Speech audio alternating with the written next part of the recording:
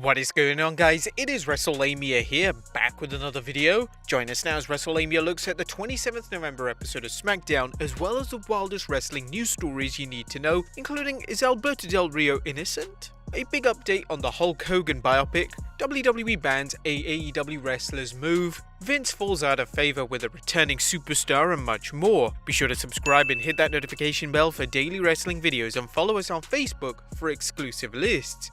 Now, as always, we won't recap the show, but just provide you with the good, the bad, and the downright ugly.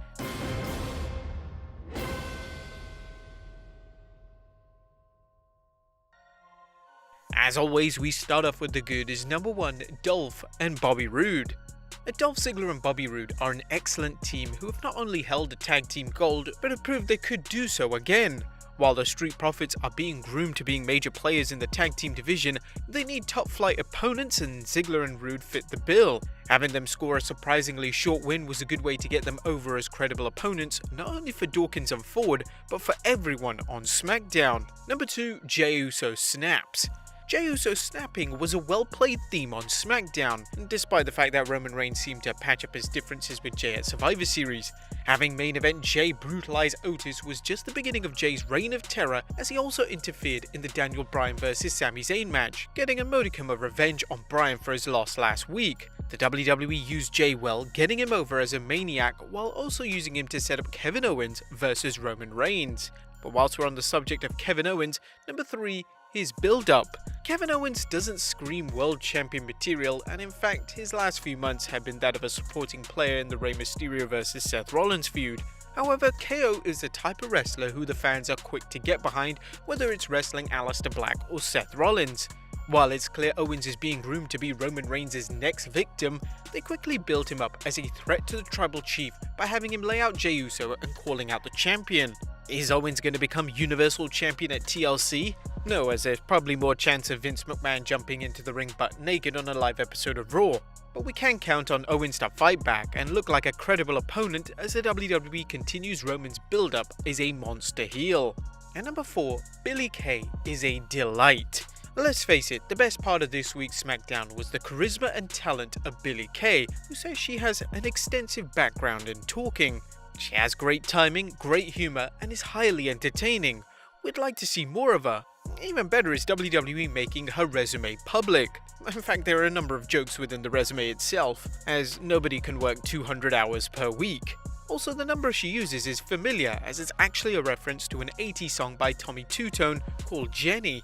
No, I didn't call the number or anything. Silly. But that was the good. What about the bad? Is number 1, Roman Reigns' reversal. Now, in case you missed Survivor Series and our video recap on the show, Roman Reigns defeated Drew McIntyre with an assist from Jey Uso. Earlier that night, the Tribal Chief admonished Jey for his failure to win Team SmackDown Survivor Series elimination match, all but banishing Uso from the tribe. However, Jey's interference seemed to get himself back into Roman's circle. So how to explain tonight's SmackDown where Roman Reigns dressed down Jey and acted like he was persona non grata again? While the argument can be made that the WWE is painting Reigns as a mercurial man, similar to another one in WWE, Vince McMahon, we are skeptical considering the WWE's lack of complex storytelling. The segment made no sense, and while it was used to justify Jey's rampage, it was poorly booked. As bad as that was, the WWE did nothing to bring up Roman's big win over Drew, just a bad segment for the Universal Champion, and one of several signs that SmackDown was pretty much all over the place, and we'll explain why later. Number 2, boring Banks and Carmella program. While Sasha Banks can get a good match out of anyone, the build-up for a program with Carmella seems to have peaked already, which is a bad sign for Carmella's new push, and even worse for Banks, as she needs a strong opponent or she's going to end up on autopilot like Raw Women's Champion Asuka. That is with her battling mid-card opponents that do nothing to get her over and who get nothing from working with her. Granted, any program after Bayley vs Banks was going to be a step down, but so far Carmella looks more like a fall down the stairs. The WWE needs to step this feud up or make this a one and done series. And number 3, no Survivor Series follow-up.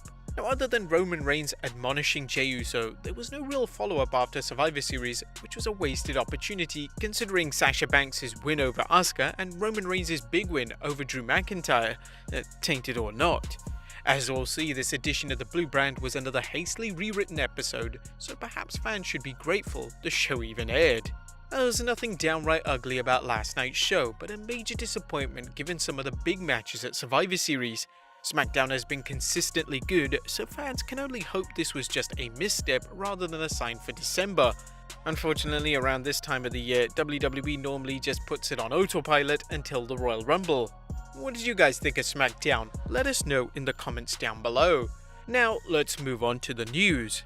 Now, our first story looks at Alberto Del Rio being possibly innocent, as his accuser changed her story.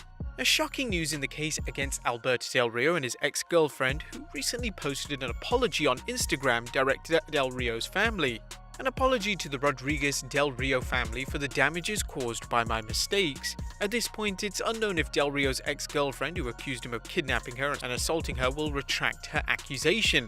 Del Rio is scheduled to appear in court on 25th January, and you may recall the police documented the accuser's injuries and that Del Rio's former fiancée Paige hinted that Del Rio was abusive with her, although she didn't accuse him directly.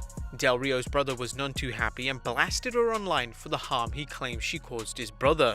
Next up, WWE bans any mentions of an AEW wrestler's move. The WWE continues to ignore Chris Jericho's existence, as seen by the mandate that the announcers refrain from describing his move, the Codebreaker, by its name when another wrestler uses it. You also may recall WWE never mentions Jericho's record number of reigns as Intercontinental Champion either. Dave Meltzer discussed the ban in this week's Wrestling Observer, referring to the 23rd November Raw match where Asuka made a hot tag and hit a Codebreaker, which by the way is a term the announcers are banned from using. Vince McMahon's pettiness knows no bounds. Next up, a returning WWE superstar falls out of favour with Vince. Now there's interesting speculation going on concerning Lars Sullivan, a superstar who returned from a long injury-related absence and received a mega push. However, Sullivan has been incognito on Smackdown, leading to fans wondering what's the status on his push. Steve Carrier of Ringside News recently tweeted on the situation saying, "Let's get one more exclusive out tonight since everyone has asked about this one. Lars Sullivan. Yeah, it's not good news. We have a detailed report coming soon, but suffice to say he slipped through the cracks and fallen out of favour with Mr. McMahon. So much potential." The WWE was pushing Sullivan with squash wins over prominent mid and upper card wrestlers, as well as featuring interviews to try and establish his character. However, his absence has fans thinking he's yet another Vinnie Mac project to fade away. Next up, Bayley's next opponent. Now that Bayley has stated she's done with Sasha Banks for the time being, whom can fans plan on seeing the Golden Role model fight next? Judging from the latest Smackdown, fans can count on Bayley and Bianca Belair next. Bayley provided colour commentary during Belair's match and mocked Bianca, even getting into some trash talking with her as she battled Natalya. If this series plays out, it should be an entertaining feud and one that will show the WWE Universe just how good Bianca Belair is. Unfortunately, Bianca has largely been on the sidelines despite debuting on Raw earlier this year. Next up, an update on the Hulk Hogan biopic and how Chris Hemsworth is taking the role very seriously. Now, there's been considerable talk about the Hulk Hogan biopic that has Chris Hemsworth slated to portray the Hulkster. However, Eric Bischoff recently spoke about the film's current status during his After 83 Weeks with Christy Olsen show, saying, "The project is still technically in development, meaning it's not scheduled for production. There's no casting going on, there's no scheduling going on. It's still in, I would say, the late stages of development, so it's not a done deal by any stretch of the imagination. I wish it was, because I'd be looking out for a new truck, but it's not." Now, it could be some time before we see the film happen, but it seems like it's on the way, judging by Hemsworth's training, as he looks even more buff than he has for his role in various Marvel movies as Thor.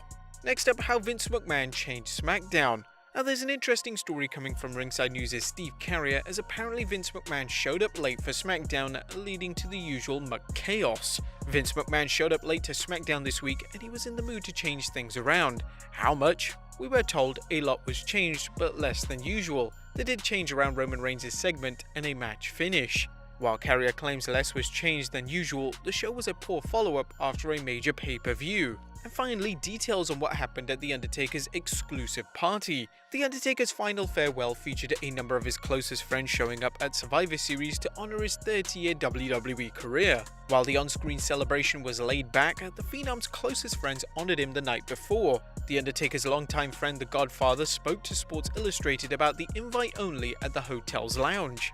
For that one night, the past came back to life. If you didn't know any better, it felt like it was 20 years ago. We told stories, we hugged, we cried, and we put Timmy White to bed, just like we used to back in the day. The Godfather spoke about gathering the surviving members of the Brown Street crew, the backstage faction that included a number of WWF superstars during the 90s. When the WWE invited me to the Survivor Series tribute for Mark, I texted him right away and said, let's do a BSK reunion. We paid homage to Mark Calloway and the phenom that he created with The Undertaker. The Godfather praised Taker's contribution to the business and his loyalty to his friends. Mark is honest, he respects the business and he never forgets about his friends. He changed the business, especially for big men. He's one of a kind. All of us that could be there on Saturday were there, and we had a hell of a night. I'll remember it forever.